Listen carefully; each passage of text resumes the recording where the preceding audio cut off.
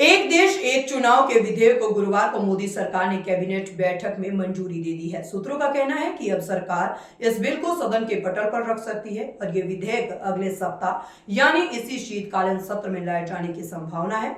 हालांकि इसको लेकर सबसे पहले जेपीसी की कमेटी का गठन किया जाएगा और सभी दलों के सुझाव लिए जाएंगे और इसके बाद अंत में ये विधेयक संसद के बिल पर लाया जाएगा और इसे पास करवाया जाएगा। इससे पहले रामनाथ कोविंद की कमेटी ने भी सरकार को एक देश एक चुनाव से जुड़ी अपनी रिपोर्ट सौंपी थी।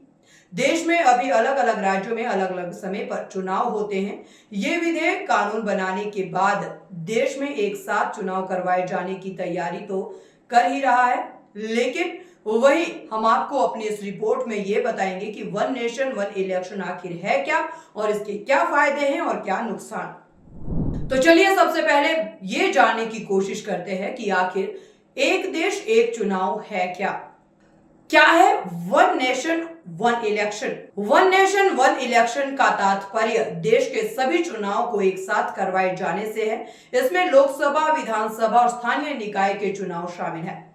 आसान शब्दों में कहे तो वोटर एक ही समय में सांसद, विधायक समेत स्थानीय जनप्रतिनिधि को चुन सकते हैं। आइए अब बात करते हैं वन नेशन वन इलेक्शन के फायदे और नुकसान की। वन नेशन वन इलेक्शन के फायदे: राजकोष की बचत। वन नेशन वन इलेक्शन से बार बार चुनाव होने वाला खर्च कम होगा और इससे देश के राजकोष में बड़ी बचत होगी। विकास कार्यों में नहीं आएगी रुकावट। दरअसल इलेक्शन के समय चुनाव के क्षेत्र में आचार संहिता लागू हो जाती है, जिससे क्षेत्र में हो रहे विकास कार्यों को चुनाव परिणाम आने तक रोक दिया जाता है और ऐसे में एक चुनाव होने से विकास कार्यों में रुकावट नहीं आएगी और काम तेजी से होगा। काले धन पर लगेगी लगाम। दरअसल केंद्रीय एजेंसी और चुनाव आयोग की रिपोर्ट में बताया गया है कि चुनाव के दौरान काले धन का भरपूर उपयोग किया जाता है। एक चुनाव होने से इस समस्या से छुटकारा मिलेगा। सरकारी कर्मचारियों का समय नहीं होगा बर्बाद। दरअसल चुनाव को सफलतापूर्वक करवाने के लिए शिक्षक, स्कूल, कॉलेज के साथ साथ अन्य सरकारी कर्मचारियों की मदद भी ली जाती है, जिससे उनका काम प्रभावित होता है। वन नेशन वन इलेक्शन लागू होने के बाद सरकारी कर्मचारियों का काम भी प्रभावित नहीं होगा। तो वहीं अब हम बात करते हैं इससे होने वाले नुकसान की। सबसे पहले बात करते हैं वोटिंग पैटर्न की, जो कि प्रभावित होगा। दरअसल विधानसभा और लोकसभा चुनाव एक साथ होने से वोटिंग पैटर्न जो है वो प्रभावित होगा। लोकसभा और विधानसभा का चुनाव अलग अलग एजेंडों पर लड़ा जाता है। दोनों चुनाव एक साथ होने की स्थिति में वोटर राष्ट्रीय मुद्दों से प्रभावित होकर एक ही पैटर्न में वोट डाल सकते हैं। इससे क्षेत्रीय पार्टियों को नुकसान उठाना पड़ेगा। क्षेत्रीय पार्टियां खारिज होगी। दरअसल भारत में कई क्षेत्रीय और राष्ट्रीय राजनीतिक दल है। राष्ट्रीय राजनीतिक दल राष्ट्रीय मुद्दों को लेकर तो वही क्षेत्रीय राजनीतिक दल क्षेत्रीय मुद्दों को लेकर चुनाव लड़ते हैं। ऐसे में वन नेशन वन इलेक्शन की स्थिति में क्षेत्रीय पार्टियों का अस्तित्व खत्म हो सकता है। चुनाव रिजल्ट में देरी। दरअसल देश की विभिन्न राजनीतिक पार्टियां ईवीएम की विश्वसनीयता पर कई बार सवाल खड़े कर चुकी है और इसके साथ ही चुनाव मतपत्र से करवाने की भी मांग की गई है। ऐसे में एक देश एक चुनाव की स्थिति में मतपत्रों की गिनती में काफी समय लग सकता है। अधिक संसाधनों की जरूरत।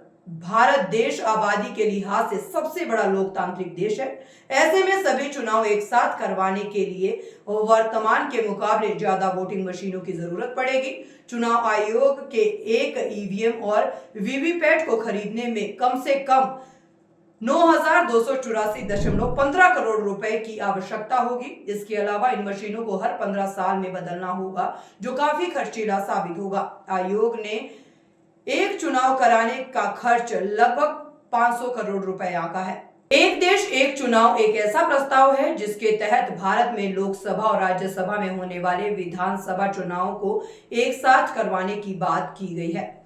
ये बीजेपी के मैनिफेस्टो के कुछ जरूरी लक्ष्यों में भी था।